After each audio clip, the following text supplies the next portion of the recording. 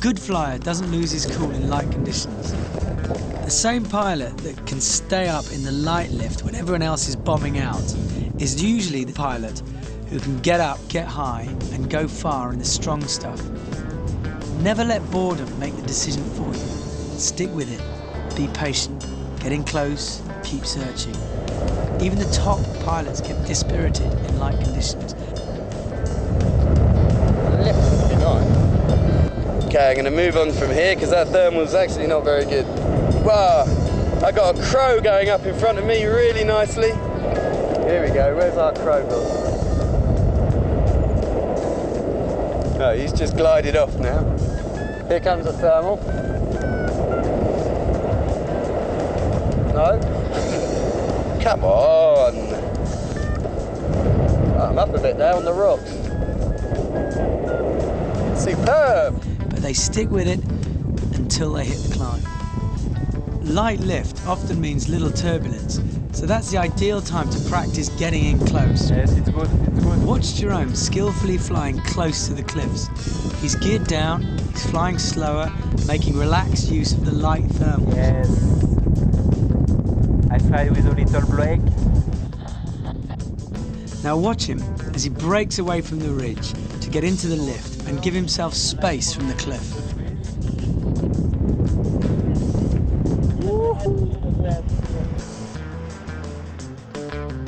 It's all quite weak, not the most inspirational. Here we go. So it's lastly 1, 2, 3. Dropping into the bowl, taking it round to my left. Round I go, nice and tight. So I know this lift is small. There's the core there. Nice one. Let the nose drop. Go back for it. So I'm doing figure eights. Now, I'm rising above the pinnacle here, which is brilliant because the thermal will be more defined and easier to fly in. So one more figure eight, and I reckon I'm going to have the room to do a 360 and really make the use out of the lift.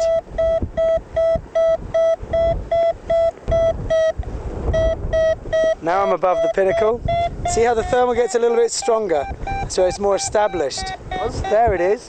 Strain up for a second, ease off the nose an inch, and then drop it round in my turn, using the dive to get it round. You see my brakes are only moving an inch. It's all about using the pitch movement of your wing.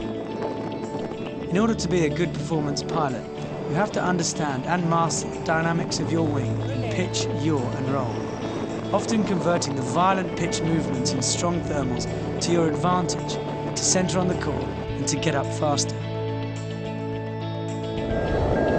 So here I'm going back into the thermal. I'm going to really try and find the core now. And I'm slowing the glider down. Just giving myself my best sink rate. And squeeze, and just easing the outside up to let it turn round.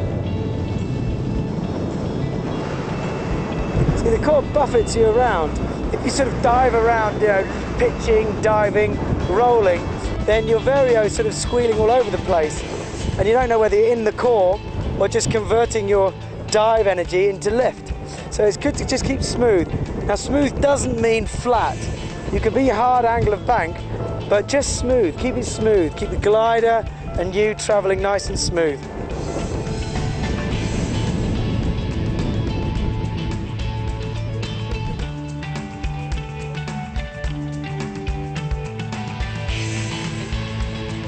Don't be afraid to crank your turn into the core. At the same time, keep a smooth angle of bank by using the outside brake to keep the leading edge dissecting the horizon, and don't let it drop towards the ground. In small, strong cores, you should be able to turn right on your wingtip, again using the outside brake to monitor your leading edge. So we've got a good core here. Here we go, bank it around. Woohoo! Pitch it and rock it round. Don't let the nose drop too much. Keep the leading edge level with the horizon. Round you go. Nice, feel this smooth core. As long as you stay in the cores, you're absolutely fine. It's when you're nervous and you get tossed out of them but you're not. So I've lifted my outside, I've pulled the inside, I'm banking it round. I want to get this glider turning quite tightly in this core, because it's not massive, but it's the first one I've hit all day to get up. The most common mistake I see people make is thermaling too broad. Don't circle tight enough. Thermals are actually relatively small beasts, and especially the core within that thermal can often be about the same size, if not smaller, than the tightest turn radius that we can make. So in strong thermals, it's very important to have a quite aggressive piloting. If the thermal is 8 meters per second, then you have really to fight with your body to stay inside. When you're cranked right in a core, your total radius can often fit inside the size of a tennis court. Hey! What we've got at the moment is cores ripping up the pinnacles out the side of the hill, but also reaching an inversion. So we've got quite turbulent air. But what you find is you get strong little thermals that punch up, then suddenly flatten out as they hit the ceiling, like smoke hitting a ceiling and spreading out. But by keeping the speed on, I cut through all that choppiness, that rough air, loading the wing with weight shift, and round I go. I'm trying to keep my hands steady. If the air's steady, then you have to try and keep steady. If the air's aggressive and bumpy, then you have to be a little bit more aggressive with the brakes to keep the glider flying smoothly. Always turn negative into positive. You know, if it's turbulent and you've got lots of diving action going on, then use that dive action and weight shift into the turner and really wham it round.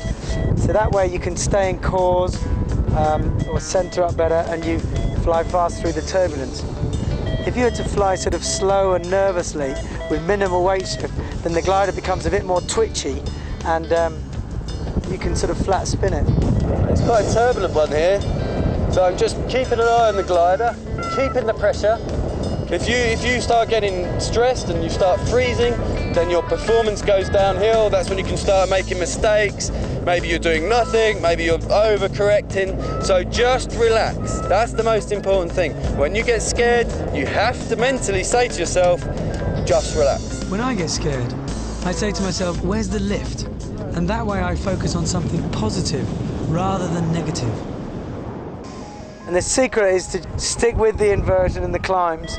Just be patient, keep bouncing onto the roof, and eventually the inversion will break and your patience will be rewarded. You can see perhaps behind me the layer of milky cloud that is the inversion. We get through it, you'll suddenly notice the temperature gets cooler, and the sky becomes an amazing blue, really electric deep blue, instead of that hazy blue we get used to. Notice how the thermal is stronger, a little bit smoother, more pleasant. Yeah, you still have to crank it around sometimes, but smoother. Use this time to broaden your concentration and save your brain power. Your next stop is base, so relax and just enjoy the ride. Nice! Okay, it's going to be very strong. Good. Bit of turbulence as well. There we go, real screamer. Okay, getting close to base now. We just keep thermaling on the edge of it, where we know we can keep clear.